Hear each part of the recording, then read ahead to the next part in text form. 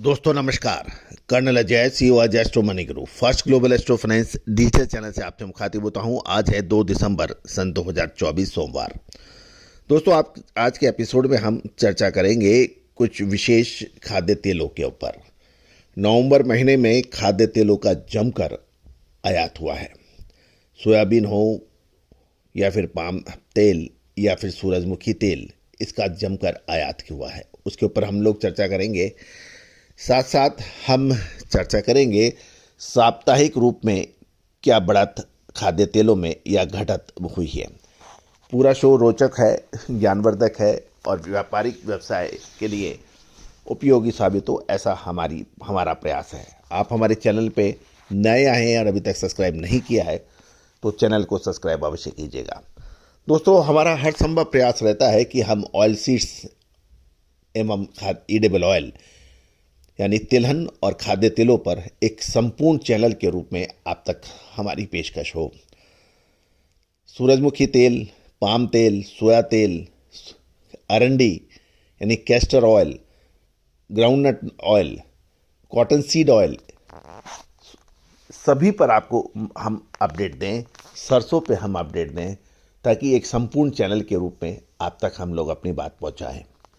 दोस्तों आज देश के अंदर एग्रो कमोडिटीज़ के अंदर आपने देश का सर्वोत्तम और सर्वश्रेष्ठ चैनल बनाने में हमारी मदद की है। आज चाहे वो सैटेलाइट चैनल्स हों या फिर यूट्यूब चैनल्स, जितना कंटेंट आपके सहयोग से हम आपको प्रोवाइड करा रहे हैं, ये देश दुनिया में दूसरा कोई चैनल नहीं है।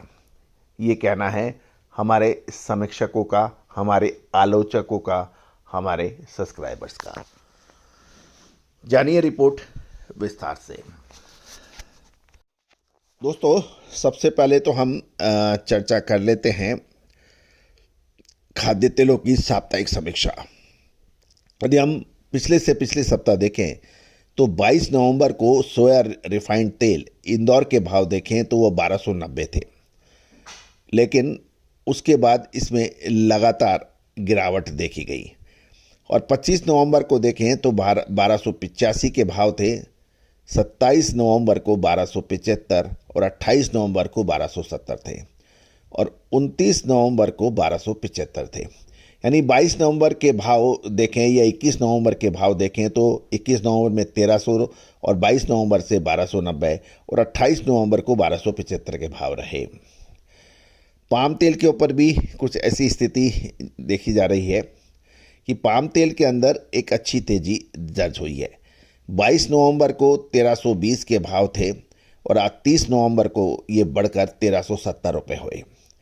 26 नवंबर को 1315 थे, 27 नवंबर को 1310, 26 को 1310, 29 को 1360 और 30 नवंबर को 1370 के भाव रहे। तो प्रमुख रूप से पाम तेल में तेजी दर्ज है, लेकिन सोया रिफाइंड के अंदर हम लोग देखें तो गिरावट है।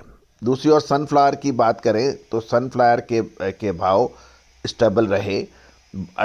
25 नवंबर को भाव 1360 थे और 30 नवंबर को भी भाव 1360 बताए जा रहे हैं। जहाँ तक राइस ब्रांड की बात करें तो 20 नवंबर को भाव 1355, 22 नवंबर को भाव 1300 रुपये और 30 नवंबर को भाव 1310 रुपये। यदि 20 नवंबर से भाव देखा जाए तो गिरावट और 22 नवंबर से देखा जाए तो मामूली बढ़त। अब मस्टर्ड ऑयल एक्सपेलर की बात कर लेते हैं सरसों की।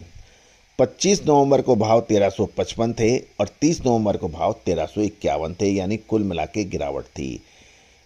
लेकिन 26 नवंबर को भाव 1358 के बाद में उसके बाद लगातार इसमें 3-4 दिन गिरावट रही, लेकिन कुल मिला के भाव 4 या 5 रुपए ऊपर नीचे ही चल रहे हैं।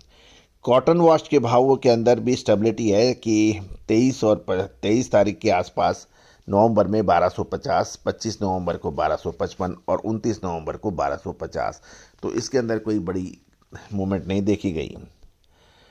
लेकिन 28 नवंबर को 1230 से बढ़कर ये 1250 जरूर हो गए थे, लेकिन कुल मिला के इस कॉटन वॉश के अंदर कोई अधिक मूवमेंट नहीं रही है। अब हम चर्चा कर लेते हैं भारत का खाद्य तेलों का आयात 4 साल के उच्चतम स्तर पर देखा गया है। नवंबर महीने में पाम तेल का आयात 9% बढ़कर 9 लाख टन, सोया तेल का आयात 24% बढ़कर 4.25 लाख टन और सूरजमुखी तेल का आयात 57% बढ़कर 3.75 लाख टन हो गया है। दिसंबर महीने में और अधिक आयात होने की उम्मीद है। खबर ये भी निकल के आ रही है कि लैटिन अमेरिका से जहाज अधिक संख्या में आने की समाचार हैं और दिसंबर में सोया तेल का आयात नवंबर महीने की तुलना में अधिक होने की उम्मीद लगाई जा रही है। दूसरी ओर सोयाबीन की खरीदी नाफेड द्वारा की जा रही है। देश भर में कुल पिछले सप्ताह तक 82,000 टन सोयाबीन की खरीदी की गई, लेकिन पिछले सप्ताह के आंकड़ों के अनुसार गुजरात में बिल्कुल कम सोयाबीन की खरीदी की गई। लेकिन हमें सोयाबीन की बात करनी है तो हमें महाराष्ट्र, मध्य प्रदेश और राजस्थान पे अधिक जोर देना है, क्योंकि वहाँ पे सबसे ज़्यादा उत्पादन होता है। सोयाबीन की सरकारी खरीदों से किसानों की नाराज़गी है और किसानों ने जो स्टॉक कर रखा है वो बाजार भाव अभी भी एमएसपी से काफ़ी नीचे हैं। गौरतलब है कि सरकार 4,892 रुपये प्रति क्विंटल के भाव से न्यूनतम समर्थन मूल्य किया है, लेकिन बाजार भाव कम है। लेकिन ये भी ध्यान देने वाली बात है कि सरकार ने सोयाबीन की सरकारी खरीदी में मॉइस्चर पर अधिक मॉइस्चर होने पर भी छूट दे दी थी। उसके बावजूद भी सरकारी खरीद जोर नहीं पकड़ पाई। अब उम्मीद ये लगाई जा रही है कि दिसंबर महीने में सरकारी सोयाबीन की खरीद जोर शोर से होगी, जिससे सरकारी खरीद का असर सोयाबीन के भावों पर पड़ सकता है। जहाँ तक ग्लोबल बाजार की बात करें तो सनफ्लावर सीड यानी सूरजमुखी बीज का उत्पादन 4 साल के निचले स्तर पर पहुंचने का अनुमान है। ग्लोबल लेवल पर कुल उत्पादन में सनफ्लावर सीड में विशेष गिरावट है।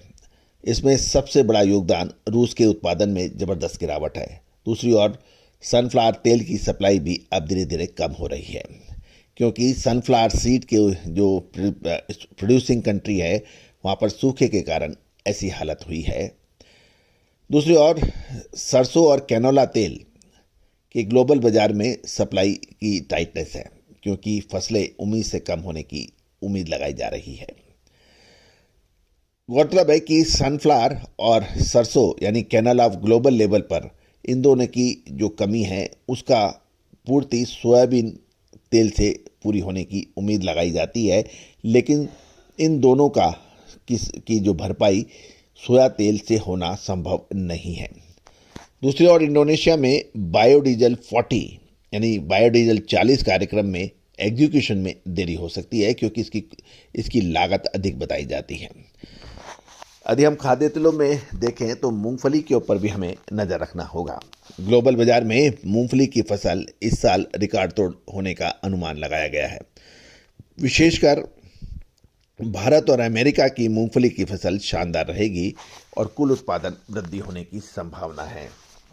दोस्तों, इसका असर ग्लोबल लेवल पर पड़ता है, क्योंकि उत्पादन अधिक होने से भावों में कमजोरी आती है और मूंगफली पर हम आपको लगातार अपडेट अपने चैनल पे देते हैं। दोस्तों, खाद्य तेल हो या फिर ऑयल सीड्स यानी तिलहन, इसके अलावा पल्सेस, तिलहन, दलहन, मसाला, कपास, अनाज, इन सभी पर विशेष रिसर्च रिपोर्ट के लिए आप संपर्क कर सकते हैं, जो कि सहयोग राशि अदा करने पर उपलब्ध होगी। साथ साथ हमारा साप्ताहिक अखबार 3,000 रुपये वार्षिक शुल्क पर उपलब्ध है। इसमें आपको अनाज, मसाले, तिलहन, दलहन की भारतीय व अंतर्राष्ट्रीय खबरें आपको दी जाएगी। हिंदी और इंग्लिश दोनों में छपने वाला देश का पहला अखबार, जो आपको व्हाट्सएप पे उपलब्ध होगा। साथ साथ मंडियों के भाव आपको डेली अपडेट होगा। दोस्तों, उसके लिए भी आप संपर्क कर सकते हैं। All the very best, good luck, happy trading.